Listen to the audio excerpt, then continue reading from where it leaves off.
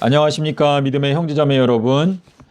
저는 오늘 이 시간에 묵은 포도주와 새 포도주, 낡은 가죽부대와 새 가죽부대에 대해서 여러분께 말씀을 드리겠습니다.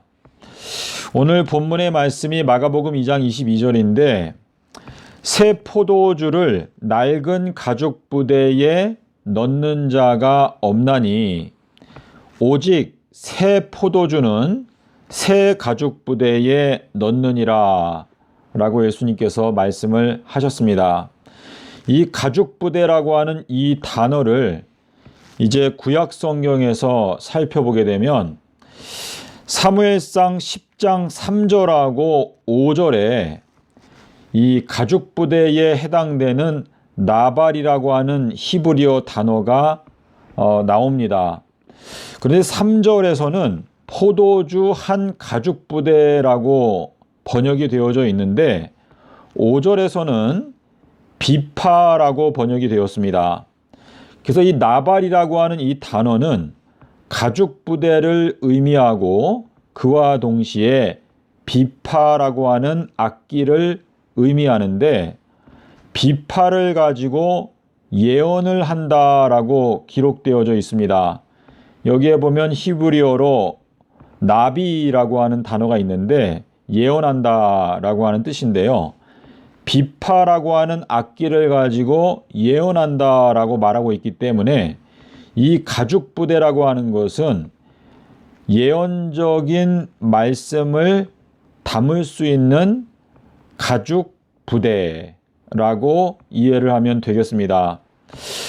시편에도 보면 열줄 비파, 이 열줄 비파라고 하는 표현이 2번 나타나고 있고 그리고 시편 92편 3절에는 열줄 위에서 하나님을 찬양한다라고 하는 말씀이 있는데 여기 나타나고 있는 이 10이라고 하는 이 숫자가 한자로 하게 되면 열십자를 쓰는데요. 격암유록에도 보면 십승지라고 하는 표현이 있죠. 10이라고 하는 숫자를 가지고 승리하게 된다라고 하는 뜻인데 시편에서 이 열줄 비파로 하나님을 찬송한다라고 하는 말씀은 이 10이라고 하는 숫자를 깨달아서 비파를 연주하면서 예언을 한다라고 하는 의미가 여기에 들어 있습니다. 시편 92편 3절에는 이 열줄 위에서 하나님을 찬송해라. 그러니까 10이라고 하는 숫자, 이 줄이라고 하는 단어도 없고요. 그냥 숫자 10이라고 하는 숫자를 가지고 하나님을 찬양하라 라고 되어져 있습니다.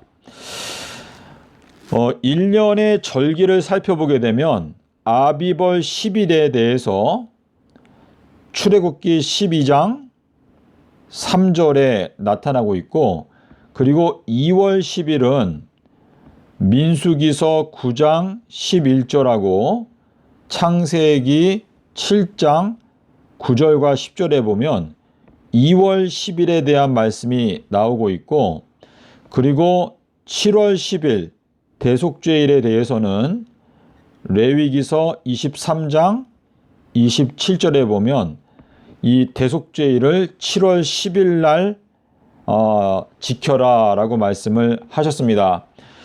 그래서 여러분께서 이 보시는 대로 1월 10일, 2월 10일, 7월 10일 이 세 가지가 다 10으로 끝나는 날짜인데 이 숫자 10으로 하나님을 찬양한다 또는 예언한다 라고 하는 이 말씀은 마태복음 13장 35절에서 창세로부터 숨겨져 있었던 것들을 알게 하여 주겠다 라고 하는 말씀과 너희가 등불을 켜서 등경 위에 두면 숨겨져 있었던 것들이 이제 계시가 될 것이다 라고 말했는데 주님께서 말씀하시는 이 등불이라고 하는 것은 침례 요한을 가리킵니다.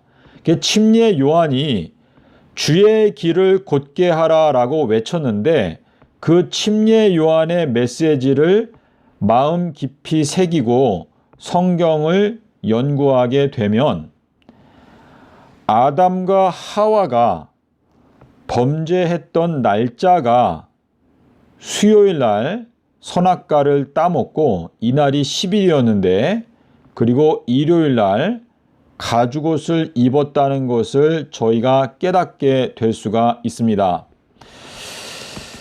창세기 2장에서 선악과 열매를 먹는 그 당일날 반드시 죽겠다라고 말씀을 하셨는데 하나님께서 이 10일날 범죄했던 아담과 하와에게 대속물로 양을 주셨기 때문에 그들이 죽임을 당하지 않았고 그리고 일요일까지 기다렸다가 일요일날 양을 죽이고 아담과 하와에게 가죽옷을 입혀 주셨습니다. 그래서 이 마태복음 13장 35절에서 창세로부터 감추어져 있었던 숨겨져 있었던 만나 숨겨져 있었던 비밀이 바로 아담과 하와의 범죄 날짜인데 그 범죄 날짜가 바로 이 10일에 해당되는 날짜입니다. 자, 그래서 이 10줄 비파로 예언을 한다라고 하는 말씀은 아담과 하와가 범죄했던 날짜의 비밀을 깨닫게 될 때에 예언을 이해할 수가 있고 이 마지막 때에 관한 예언을 깨닫고 선포할 수가 있다라고 하는 의미가 되겠습니다. 자, 요점을 다시 한번 보게 되면 10줄 비파, 그러니까 가죽 부대로 이것은 예언하는 악기인데 가죽 부대에 새 포도주를 담게 되면 예언을 할 수 있다. 그래서 이 새 포도주라고 하는 것은 예수 그리스도를 가리치죠. 여기 요 새라고 하는 것이 히브리어로 호데시, 이 호데시인데 요게 바로 월삭이라고 하는 단어입니다. 자, 그래서 여기 새 포도주 그리고 새 것 그리고 여기 이제 코데시 이제 요게 발음이 코라고 하면은 이게 가데스처럼 이해를 할 수가 있는데 헤트에다가 그리고 달렛에 그리고 쉰 해가지고 호데시인데요. 요게 월삭 새 것이다. 근데 예수님께서 1월 1일 날 탄생하셨죠. 출애굽기 40장 2절하고 17절에 나오는데 예수님은 새 언약으로서 이 세상에 오신 분이기 때문에 예수님이 바로 새 것입니다. 자, 그래서 이 포도주라고 하는 것은 예수님의 잔을 말하는 것인데 이 잔이 바로 예수님께서 세우시는 새 언약입니다. 주님께서 너희가 나의 피를 마시면 영생하게 될 것이다 라고 말씀을 하셨는데 아버지께 기도하실 때는 이 잔을 나에게서 지나가게 하옵소서. 주님께서 제자들에게 너희도 이제 내가 마시는 잔을 마시게 될 것이고 영생에 들어가게 될 것이다. 주님께서 마신 잔은 삼낮 삼밤을 땅 속에서 지내시는 고난, 이것이 3000년 동안 참고 기다리시는 예수님의 고난의 시간을 말합니다. 그리고 성도들이 마시는 잔은 한때, 두때, 반때, 42달 동안의 고난을 통과하게 되면 그 다음에는 천년기 통치에 들어가게 될 수가 있습니다.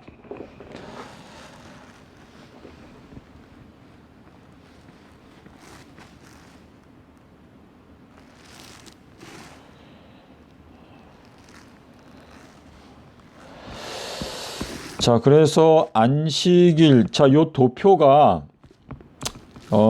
가장 핵심적인 진리인데요. 요 도표를 보게 되면 마가복음 16장 1절하고 마가복음 16장 2절 사이에 토요일이 껴있다는 것을 여러분께서 알 수가 있는데, 마가복음 16장 1절에는 안식일이 지나가매, 다시 말해서 목요일 안식일이 지나갔을 때 여자들이 향품을 구입했고, 그리고 2절에 가니까 일주일의 첫날에 여자들이 무덤에 갔다, 이렇게 기록하고 있는데요. 요 마태복음 28장 1절의 번역 오류가 가장 우리가 꼭 알아야 되는 내용인데, 일주일이 저물고 라고 하는 요 번역이 정확한 번역입니다. 자, 하나님의 길은 사망에서 영생체로 옮겨지게 되는 이 놀라운 과정이 삼낮 삼밤을 땅속에서 지내시는 과정이다 라고 하는 것을 여러분께서 꼭 마음 가운데 기억하시면, 예수님께서 걸어가셨던 완전한 길을 우리가 알기 때문에 우리들도 3000년 동안 인내하고 새 예루살렘이 내려오게 되는 3030년까지 우리가 새 예루살렘을 향해서 여행을 해야 한다라는 것을 알 수가 있습니다. 자, 지금 이 내용은 거짓 징조와 참 징조인데, 하늘에서 내려오는 두 가지 징조, 하나는 거짓 징조, 하나는 참된 징조인데, 거짓 징조는 거짓 선지자가 하늘에서 불이 내려오게 하는 것이, 이것이 거짓된 징조이고, 그리고 참 징조는 인자의 징조, 삼낮 삼밤 땅속에서가 하늘에서 비치게 된다라고 하는 이 말씀이 이 마지막 때에 보내시는 참된 징조이다 라고 말했고요. 누가복음 11장 30절에 보게 되면 인자가 이 세대의 징조가 된다라고 말했습니다. 그래서 인자의 징조는 삼낮 삼밤 땅속에서라고 하는 말씀인데, 수요일 십자가, 일요일 부활 진리의 이 핵심의 내용이 담겨 있습니다. 자, 그래서 하늘에서 오는 유일한 징조가 여기 3번 나오죠. 하늘에서 오는 유일한 징조가 바로 인자가 삼낮 삼밤을 땅속에서 지낸다라고 하는 말씀인데, 이것이 바로 인자의 징조가 되겠습니다. 번개가 비추는 것처럼 인자의 징조가 하늘에서 지금 비치고 있습니다. 서기 30년 수요일 십자가, 일요일 부활 진리가 여러분의 마음을 비추게 되면 여러분의 마음은 미래에 대한 확실한 깨달음으로 환하게 될 것입니다. 자, 주님께서는 교회가 음행하게 되면 교회와 이혼하신다라고 말씀을 하셨고, 악하고 음행하는 이 세대를 구원할 수 있는 유일한 기적은 요나의 기적밖에 없다라고 말씀을 하셨습니다. 그래서 우리가 이 마지막 때에 구원의 방주에 들어간다라고 하는 것은 삼낮 삼밤 땅속에서를 올바르게 깨닫게 되는 것만이 우리가 음행을 버리고 음행에서 도망쳐 나올 수 있는 유일한 방법이다라고 말씀을 하시고 있습니다.